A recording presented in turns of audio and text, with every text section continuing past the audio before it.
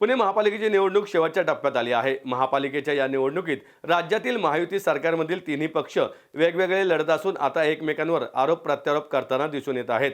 दरम्यान आज देखील शिवसेना नेते माजी आमदार रवींद्र धंगेकर यांनी भाजपा नेत्यांवर टीका करत पुण्याचा डान्स बार होऊ नये, पुण्याची गुन्हेगारी वाढू नये याची खबरदारी पुणेकरांनी घ्यावी असे आवाहन केले। पुण्यात आज शिवसेना नेते माजी आमदार रवींद्र धंगेकर यांनी पत्रकार परिषद आयोजित केली होती। यावेळी त्यांनी भाजपचे नेते चंद्रकांत पाटील यांना प्रश्न विचारत पुणेकरांना आवाहन केलं आहे। ते म्हणाले, काल मी फोन ट्विट करत भाजपच्या नेत्यांना प्रश्न विचारला आहे। एकीकडे गुंडांसोबत व्हिडिओ व्हायरल झाला म्हणून उमेदवारी नाकारली असल्याचं सांगायचं आणि दुसरीकडे भाजपचे नेते चंद्रकांत पाटील हे गुंडांसोबत पाहायला मिळतात। तर निवडणूक प्रमुख गणेश बिडकर यांचा डान्स बारमधील व्हिडिओ देखील पुढे आला आहे। माझ्याकडे अनेक व्हिडिओ असताना कोणावरही मला व्यक्तिगत टीका करायची नाही। यांच्याकडून पुणेकरांना लुटण्याचा प्रयत्न केला गेला आहे।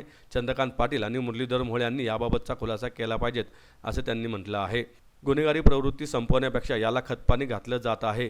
तसंच पुण्याचा डान्स बार होऊ नये, पुण्याची गुन्हेगारी होऊ नये याची खबरदारी पुणेकरांनी घ्यावी असं आवाहन यावेळी रवींद्र धंगेकर यांनी केलंय। हे जे बोलत असेल तर मग की मी तर काल फोटो टाकले दादांचे, तर त्यांच्या किचन मध्ये दादा वावरत होते आणि मग दादांना कुठं पाठवलं पाहिजे हाही महत्वाचा विषय त्यामध्ये आहेच।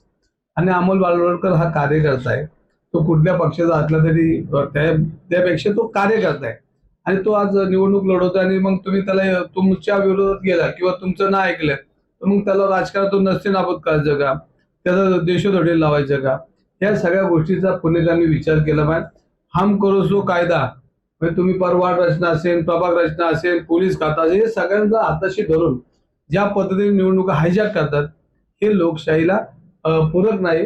लोकशाहीचा विश्वासघात करणारा ही सगळी यंत्रणा आहे, ही सगळी तुम्ही सिस्टीमने राबवताय म्हणजे तुमच्या सत्तेतून। तर ही लोकशाही आता राहील असे वाटत नाही, कारण ह्याच्यामध्ये एक काय म्हणतो की ह्याच्यामध्ये समाजसेवा करणारा कार्यकर्ता किंवा समाजसेवा करणारा ती जात, कार्यकर्त्याची जात ही सामाजिक कार्यकर्त्याची जात ही आता संपुष्टात येईल।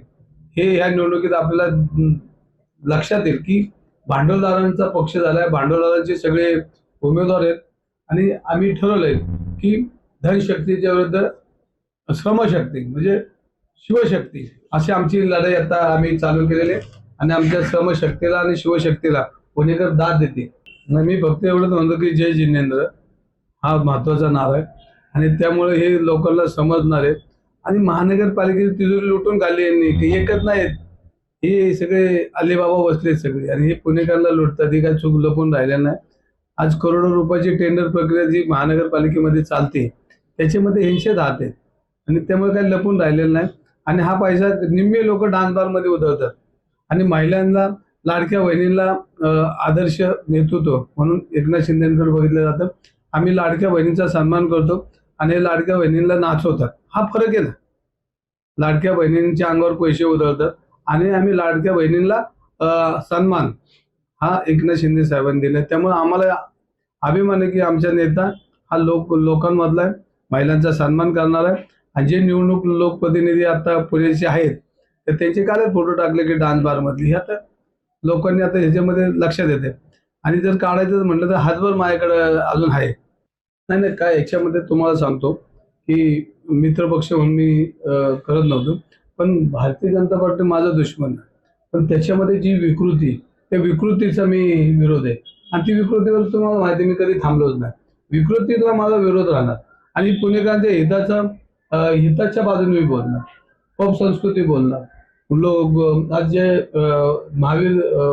महावीरांचे जे मंदिर होतं पण ते विकायला निघले, म्हणजे इतकं प्रचंड त्यांनी बघतच नाही। आता सत्तेचा एवढा माज आलाय की ते लोकांना गृहीतच धरून चाललंय, पण आता ते शेवटी लोकशाही आहे आणि खरा हा लोकशाहीचा उत्सव, कार्यकर्त्यांचा उत्सव चालू आहे आणि ह्याच्यामध्ये शिवसेना निर्णायक राहील हे नक्कीच।